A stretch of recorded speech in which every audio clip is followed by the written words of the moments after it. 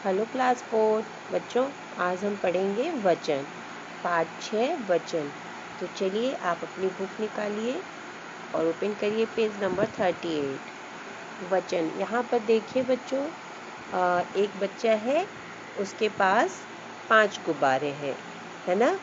और नीचे जो एक लड़की है उसके पास टॉफ़ी है, तो वो क्या कह रही है, लो तुम भी एक टॉफ़ी खाओ, मेरे पास 2 और टॉफ़ियाँ हैं। और ऊपर वो बच्चा कह रहा है कि मेरे पास 5 गुब्बारे हैं, एक तुम ले लो।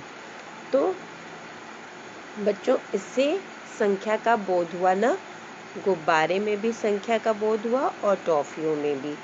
तो बच्चों शब्द के जिस रूप से एक या अनेक होने का पता चलता है उसे वचन कहते हैं।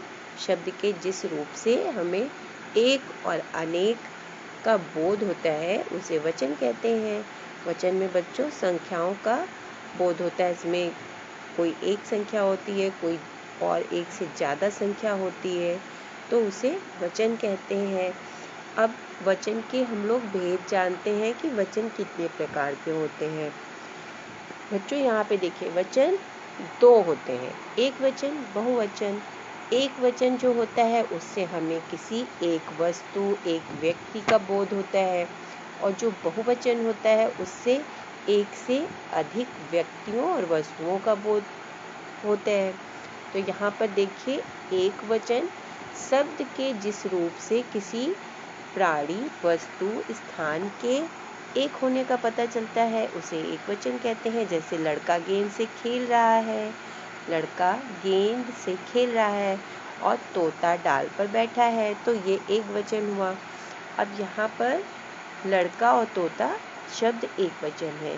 बहुवचन में देखिए शब्द के जिस रूप से किसी प्राणी, वस्तु या स्थान के अनेक होने का पता चलता है उसे बहुवचन कहते हैं। जैसे लड़के गेंद से खेल रहे हैं और तोते डाल पर बैठे हैं। यहाँ पर लड़के 2 हैं तो एक से अधिक हो गए, और तोते भी 2 हैं, एक से अधिक हो गए, तो यहाँ पर बहुवचन हो गया।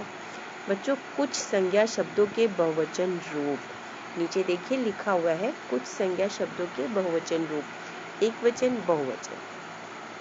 बच्चों एक वचन में क्या होता है, एक वचन को बहुवचन करने में हम लोग थोड़ी सी मात्राएं बदल देते हैं, तो उससे वो बहुवचन बन जाता है। जैसे देखिए जिसमें एक वचन में आ की मात्रा है, जिसमें भी आ की मात्रा लगी है, उसमें उसको बहुवचन करने में ए की मात्रा लगा देते हैं, तो वो बहुवचन बन जाता है। जैसे इधर देखिए केला, केला, केला में आ की मात्रा है, उसको बहुवचन किया तो केले, एक ही मात्रा हो गई। बच्चा, बच्चे, बगीचा, बगीचे। देखिए सब में एक वचन में आ की मात्रा है, आ, और बहुवचन करने में एक ही मात्रा वो हो गया। मुर्गा, मुर्गे, सड़क, सड़कें, दीवार, दीवारें, लड़का, लड़के, कमरा, कमरे, है ना। इस तरह से देखिए सब में एक ही मात्रा लगी है। बट इधर देखिए कक्षा, इसमें कक्षाएं ए करके और उस पर चंद्र बिंदु लगा दिया गया है, इस तरह से लिखा गया है कक्षा, कक्षाएं, है ना। तो आगे चलिए हम लोग और एक वचन और बहुवचन पढ़ते हैं। इसमें भी देखिए माला, तो इसको ऐसे किया गया है मालाएं, है ना। और नदी, नदियाँ। अब देखिए नदी जो ई वाले हैं, जिसमें बड़ी की मात्रा लगी है, नदी, पूरी, टोपी, तो इसमें बच्चों बड़ी की मात्रा है, और जब इसको हम बहुवचन करते हैं तो ये छोटी ई की मात्रा में बदल जाता है। देखिए दा पे बड़ी की मात्रा थी, तो जो हमने बहुवचन बनाया तो उसमें छोटी की मात्रा हो गई, और या लिख करके उस पर चंद्र बिंदु लगा दिया जाता है, तो ये बहुवचन हो गया। नदी, नदियाँ, पूरी, पूरियाँ, टोपी, टोपियाँ।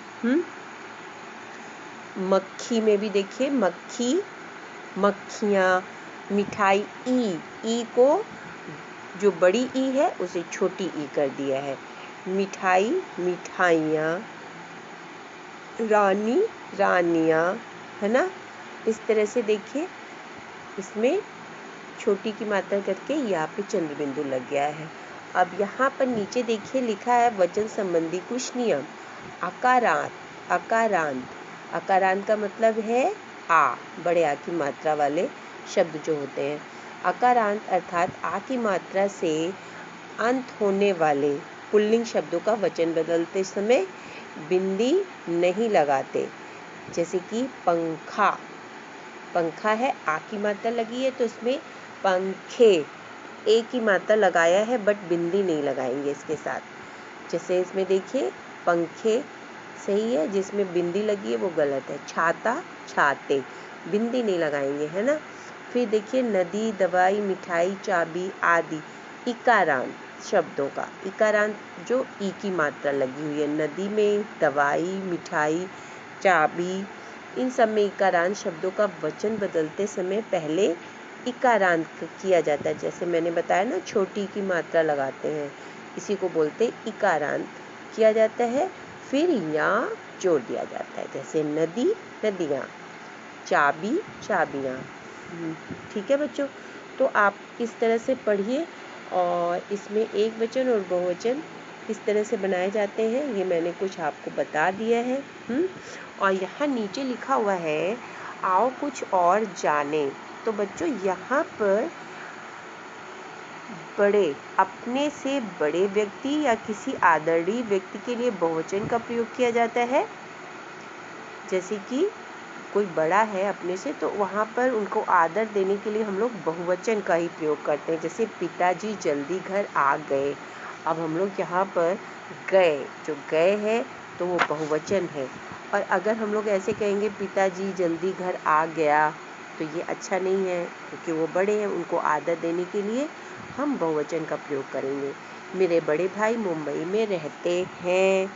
हाँ पर ए की मात्रा है और साथ में बिंदी लगी हुई है, वो बहुवचन है, रहते हैं। और अगर ये बिंदी नहीं लगी रहेगी तो वो एक वचन होगा, है।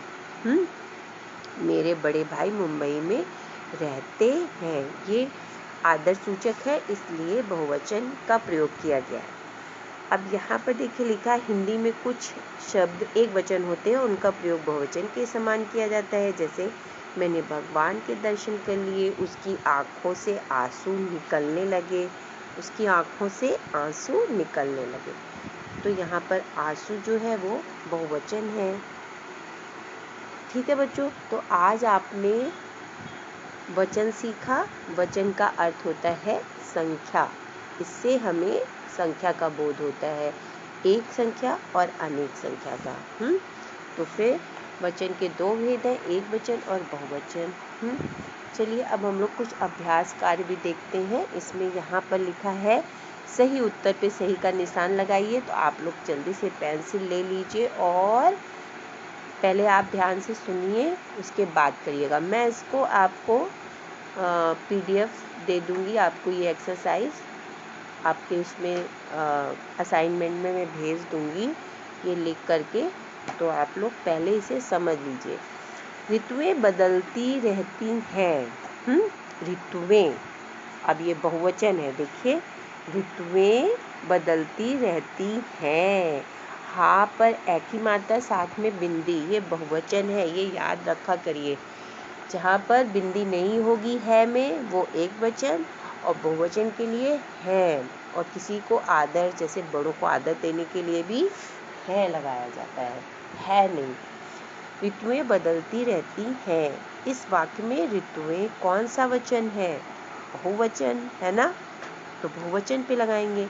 कक्षा, सभा, कक्षा, सभा, कन्या, इन शब्दों में वचन का कौन सा रूप है? तो बच्चों इनमें एक वचन का होता है। ठीक है, कक्षा, सभा जो होती है इसको एक वचन के रूप में प्रयोग किया जाता है। फिर है गौ। ग में देखिए गौ शब्द में कौन सा वचन है? गौ शब्द में एक वचन है, एक है ना। फिर इसके बाद निम्नलिखित प्रश्नों के उत्तर लिखिए, वचन की परिभाषा लिखिए, ये मैं आपको असाइनमेंट में लिख कर दूंगी। और फिर नीचे थर्ड में देखिए कोष्ठक में दिए गए उचित शब्दों से खाली जगह भरिए। तो कमरे की खिड़कियां खोल दो, स्नेहा कहानी पढ़ रही है। कहानी पढ़ रही है। माताजी ने कुछ सब्जियां खरीदी।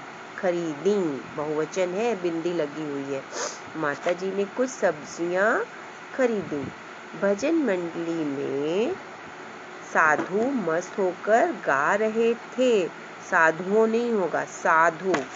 भजन मंडली में साधु मस्त होकर गा रहे थे। ठीक है, ये बहुवचन है।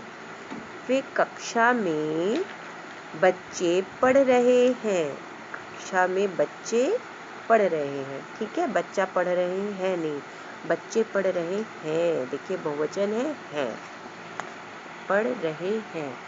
ओके बच्चों, तो अब इधर देखिए, नेक्स्ट है रेखांकित। पेज टर्न करिए। रेखांकित वाक्यों के वचन बदलकर वाक्य दोबारा लिखिए। तो इसमें जो रेखांकित है, अंडरलाइन है जो शब्द, उसके आप वचन बदलेंगे। बिल्ली, बिल्लियाँ। बिल्लियाँ कैसे लिखेंगे आप उसमें देख लीजिएगा, क्योंकि बड़ी की मात्रा है, एक बिल्ली है, और जब इसका हम बहुवचन करेंगे तो छोटी की मात्रा हो जाएगी। बिल्लियाँ। थाली, थालियाँ। मधुमक्खी, मधुमक्खियाँ, सब में छोटी की मात्रा करेंगे और यहाँ चंद्र बिंदु या पर लगाएंगे। बच्चा, इसमें बच्चे करेंगे, है ना, बच्चा, बच्चे। ठीक है बच्चों, तो ये आप लोग कर लीजिएगा। आपने आज वचन पढ़ा और इसे फिर से आप एक बार पढ़िए और अच्छे से इसे समझिए। Okay, okay, nice.